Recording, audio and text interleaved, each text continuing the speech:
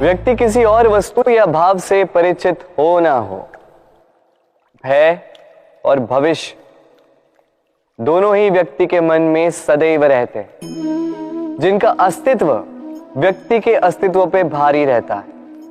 विचित्र है ना? वह वो है जिसे आप नहीं जानते, जो अनजान है, और इसी कारण आपको भय लगता है कि ना जाने क्या होगा। भविष्य वो है जो अब तक घटा ही नहीं, तो जो घटा ही नहीं उसके विषय में चिंता क्यों? आपके हाथ में है वर्तमान। वर्तमान के कर्म सत्य मन से कीजिए और सोचिए ये कि अपने कर्मों को और कितनी श्रेष्ठता से किया जा सकता है। इसलिए आप विश्वास कीजिए, यदि वर्तमान के कर्मों को आप सत्य मन से करोगे तो भय स्वयं ही निकल जाएगा और भविष्य का फल अवश्य ही मीठा होगा। इसलिए भय और भविष्य से डरना छोड़ दीजिए, इस वर्तमान को जी। जीवन में हम कई लोगों से मिलते हैं। आप भी ऐसे कई लोगों से मिले होंगे जिन्होंने स्वयं को असफल मान लिया, निराश हो चुके, जिन्होंने ये स्वीकार कर लिया है कि इस जीवन में उनसे कोई कार्य हो ही नहीं पाएगा, वो कुछ कर ही नहीं सकते, किसी कार्य के वो योग्य ही नहीं। किंतु ऐसा नहीं, इस संसार में ऐसा कुछ भी नहीं है जो योग्य नहीं है।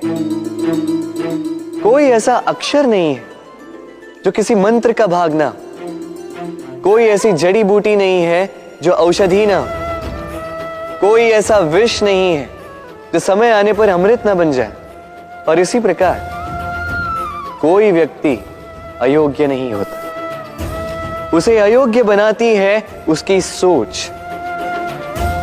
इसलिए स्वयं को जानो, जान जाओगे कि आप क्या, अपने अंतर मन को जगाएं।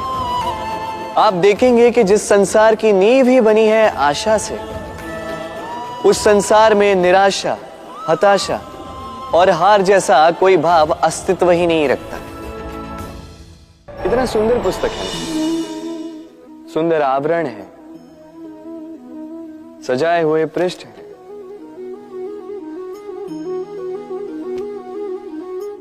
किंतु क्या ये सत्य में अद्भुत पुस्तक कहलाने की पात्र है?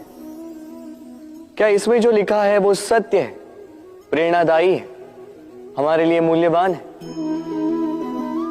कैसे निश्चय लिया जाए इस बात का? अब आप सोचेंगे कि सीधी सी बात है, आवरण को देख के पुस्तक की गुणवत्ता कैसे जानी जा सकती? इसके लिए तो आपको उसे पढ़ना होगा, उसे समझना होगा, समय देना होगा, है ना? बिल्कुल उचित सोच रहे हैं आप। बस आश्चर्य की बात यह है कि पुस्तक के विषय में आप ये सारी बातें जानते हैं, किंतु किसी व्यक्ति के विषय में आप ये सारी बातें मन में नहीं लाते। व्यक्ति का मूल्यांकन भी उसके वस्त्रों से, उसके शारीरिक रूप से या उसकी सुंदरता से नहीं किया जा सकता। उसके लिए आपको उस व्यक्ति को पढ़ना होगा, उसे समझना होगा, उसे समय देना होगा। पर हम क्या करते हैं? पहनावे, रंग, सुंदरता को देखकर आकर्षित हो जाते हैं, उसे प्रेम समझ बैठते हैं और आए दिन कोई ना कोई ये कहते सुनाई देता है कि उसकी प्रेम कहानी सफल नहीं हो पाई, उसे छल मिला। किंतु इसमें दोष किसी और का नहीं, स्वयं आपका है। आपने उस व्यक्ति को समय नहीं दिया, आपने उस व्यक्ति के विचार नहीं परखे। प्रेम 2 क्षण में बनने वाला पकवान नहीं है, इसका स्वाद चखने के लिए आपको जीवन भर का समय देना पड़ेगा।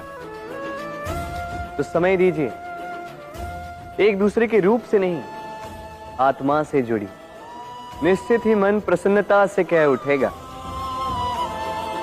राधे राधे। हम में ऐसा कोई नहीं होगा जिसने वृक्षों को ना देखा, वृक्षों पे इन पक्षियों को ना देखा, इनके घोंसलों को ना देखा, इन पक्षियों को अपने छोटे छोटे बच्चों को भोजन कराते ना देखा। संसार का सबसे ममत्व वाला दृश्य होता है। चिड़िया दूर से अपनी चोंच में दाना भरकर लाती, स्वयं भोजन करने में असक्षम संतान की चोंच में डालती है, स्वयं भूखी रहकर निस्वार्थ निश्चलता से। और जब संतान के पश्चात उसे स्वतंत्र कर देती है अपना जीवन जीने के लिए, इस आकाश में उड़ान भरने के लिए।